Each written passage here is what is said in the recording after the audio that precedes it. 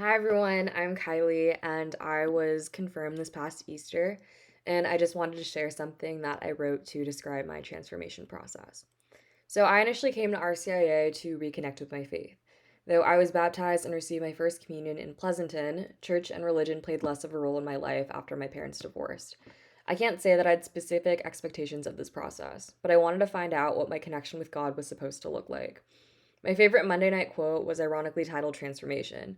I very much resonated with the following quote by Vincent van Gogh: I want to be silent, and yet, because I must speak, well then, as it seems to me, to love and to be lovable, to live to give life, to renew it, to restore it, to preserve it.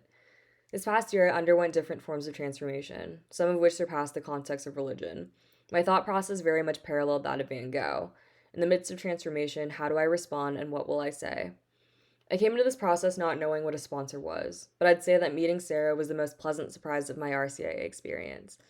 Though there are most definitely exceptions, I'd say that most of my peers from school stand on opposite sides of the spectrum when it comes to religious involvement.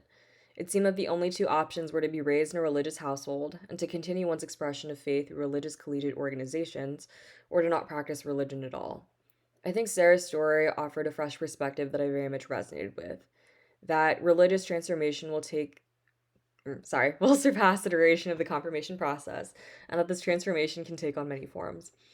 On the morning of Easter Sunday, I got a glimpse of what my personal long term transformation might look like. At the end of Mass, Carol gave me the many caring, uplifting notes that were written to me by members of the community, a few of whom are on the RCIA team. I was both grateful and surprised to see individuals sharing their thoughts on my story and experiences. Many people mentioned that my philanthropic and on campus involvements are my personal way of serving God, which is something I hadn't thought much of previously. Once it's safe to do so, I'd really love to get back into volunteering on a more regular basis and hopefully find ways to give back to the church directly.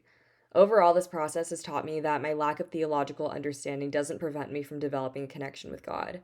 Though I'm still processing what that connection is, I think my experience with RCIA has shifted my perspective on faith and religion as a whole.